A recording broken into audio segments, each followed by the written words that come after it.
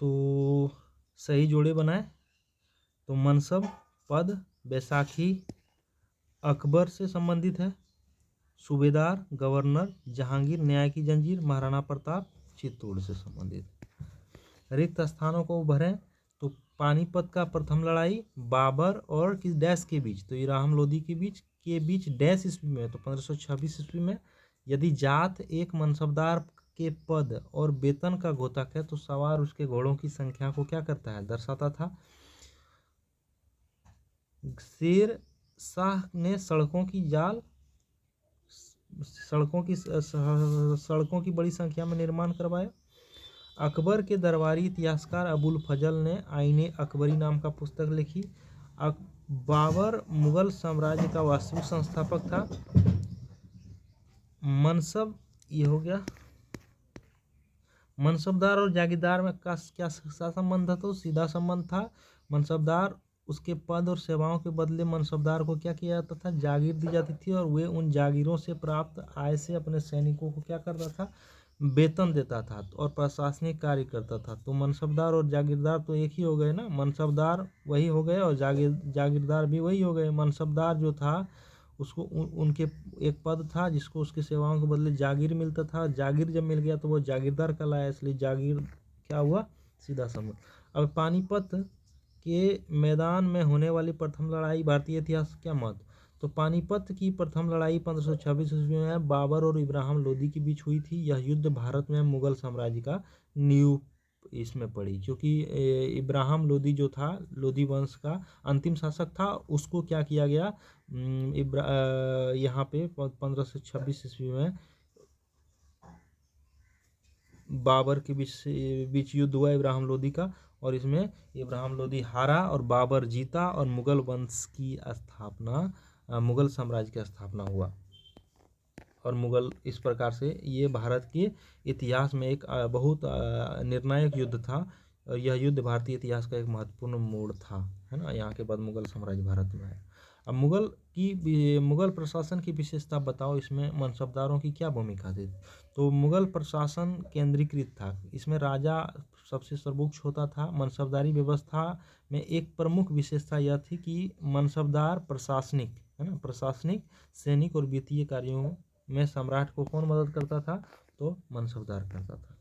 अगला है, मुगल साम्राज्य के पतन का क्या कारक रहे। मुगल साम्राज्य के पतन का कारक थे इसके कमजोर उत्तराधिकारी। उत्तराधिकारी मतलब इसके आगे वंशज जो थे मुगल सम्राट में, आगे खास करके बोला जाए तो शाहजहां के बाद का स्थिति जो है, औरंगजेब के बाद, औरंगजेब 1707 में जब मरा, उसके बाद इसका वंशज काफ़ी कमजोर हो गया, और इस प्रकार से कहा जाता है कि औरंगजेब की मृत्यु के साथ ही मुगल साम्राज्य का क्या हो गया, पतन हो गया, चूंकि उसके बाद का जो उत्तराधिकारी था वह कमजोर था, काफ़ी कमजोर था, है ना। और औरंगजेब वहाँ तक तो सही था, उसके बाद कमजोर वंशज था, प्रशासनिक भ्रष्टाचार बढ़ गया, और इस प्रकार से देखा जाए तो बहादुर शाह जफर तक आते आते मुगल साम्राज्य धीरे धीरे क्या हो गया, अंत हो गया। यूरोपीय शक्ति भी आ गई थी, ये भी एक कारण था।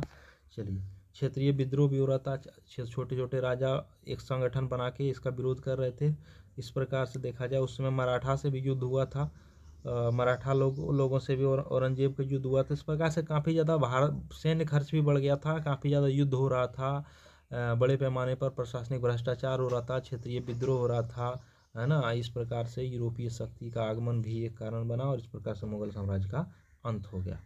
भूमि राजस्व से प्राप्त होने वाला आय मुगल साम्राज्य के स्थायित्व के लिए कहाँ तक जरूरी थी, तो भूमि राजस्व मुगल साम्राज्य की प्रमुख आय का स्रोत था। भूमि राजस्व मतलब भूमि से जो टैक्स लेता था, कर किसानों से जो टैक्स लेता था उपज के बदले, जो कि देखा जाए उस समय पूरे उपज का आधा भाग ले लेता था, तो काफ़ी ज़्यादा कर था। तो मुगल साम्राज्य के स्थायित्व में ये काफ़ी ज़्यादा भूमिका निभाया, यानी वो उसको स्थायित्व बनाने के लिए, स्थिति उसका संभालने के लिए, यानी भारत में उसकी पैर को मजबूत करने के लिए कहा जाए तो इसमें सेना और प्रशासन इसी से चलता था, इसी से चलाया जाता था। इस आय के बिना साम्राज्य का स्थायित्व संभव था नहीं था, यह असंभव था।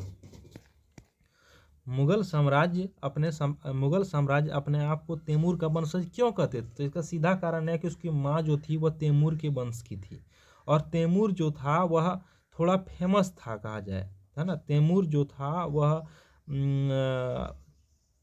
तैमूर जो था 13वीं शताब्दी के आसपास भारत पर भी, दिल्ली पर भी आक्रमण बोला था। ये सारी कारणों से तो उसको कहा जाए तो उसको उसके वंशज को बताने में अपने आप को गर्व महसूस करता था। तो माँ का ही वंश को ये लेके चलना चाहता था, क्योंकि ये अपने आप को तैमूर का वंश माँ के कारण ही बोलता था, क्योंकि माँ इसकी जो थी वह तैमूर के वंश से थी, और इसके पिता जो थे वह मंगोल थे, पिता जो थे मंगोल थे। लेकिन जनरली जो है पिता का ही वंश चलन में आता है, लेकिन ये अपने आप को तब भी माँ का वंशज मानता था। और कहा जाए तो तैमूर के कारण, तैमूर की फेमस और प्रसिद्धि के कारण, बाबर की माता जो थी वह तैमूर वंशज थी, और उन्हें सत्ता में वैधता, और इससे उन्हें सत्ता में वैधता मिलती थी। वैधता मतलब वह अपने आप को सही साबित करना चाहता था, इसकी बोल के कि हम तैमूर का वंशज हैं और हमको राज करने का अधिकार है। इस वेदता को, सत्यता, ये मतलब अपने आप को वेद राजा घोषित करने के लिए इसको क्या करता था, वेदता को सही जाज, मतलब अपने आप को जाज ठहराने की कोशिश करता था, ये इस तैमूर का वंशज बोल के। तो ये था। आइए करके देखें। पता लगाओ मुगलों द्वारा अपनाई गई प्रशासनिक व्यवस्था में कौन आज भारतीय प्रशासनिक व्यवस्था में दिखाई पड़ता है। कुछ दिखाई पड़ता है जो मुगल उस समय प्रशासनिक व्यवस्था में, जैसे मनसबदार था, है ना, जागीरदार, मुनसबदार, इस प्रकार के जो पद थे, या राजस्व कलेक्शन का जो तरीका था, वो क्या अभी के भारतीय प्रशासनिक व्यवस्था में दिखाई पड़ता है? तो इसका आंसर है हाँ, दिखाई पड़ता है। मुगल की प्रशासनिक व्यवस्था में केंद्र और प्रांतों का विभाजन था, जो आज भी है ना। केंद्र और प्रांतों का विभाजन है। अफसरों की नियुक्ति करता था उस समय भी वह, उनके अधिकारों की सीमाएं भी होती थी। भूमि राजस्व प्रणाली भी उस समय था। आदि आज की भारतीय प्रशासनिक व्यवस्था में देखी जाती है। आज भी केंद्र और प्रांतों का विभाजन है, अफसरों की नियुक्ति होती है, उनके अधिकारों की कुछ सीमाएं होती है। भूमि राजस्व प्रणाली आज भी है, आज भी हम लोग टैक्स देते हैं, भूमि का रसीद कटवाते हैं। तो इस प्रकार से आज भी भारतीय प्रशासनिक व्यवस्था में यह देखी जा सकती है। मुगल के समय गांव में रहने वाले लोग आज के ग्रामीण लोगों के रहन सहन और खान पान के स्तर पर आप क्या समानता दिखती है, यानी आपको क्या समानता दिखती है कि मुगल के समय जो गांव में लोग रहते थे, और जो हम लोग पढ़े, हम लोग उस समय तो थे नहीं, तो हम लोग किताब में जो पढ़े उस समय के गांव के रहन सहन, लोगों का रहन सहन के बारे में देखिए, लोग कैसे पहनते थे, कुर्ता पगड़ी, ये सब, साड़ी उड़ी, खाना पीना जो भी करते थे, और क्या क्या उसमें व्यंजन था, हम लोग पढ़े थे, समोसा कहाँ से आया, ये सारा चीज़ पढ़े थे ना। तो ये आज के ग्रामीण लोगों के रहन सहन, खान पान का स्तर पर आपको क्या समानता दिखती है? तो आज भी ग्रामीण जीवन सादा है।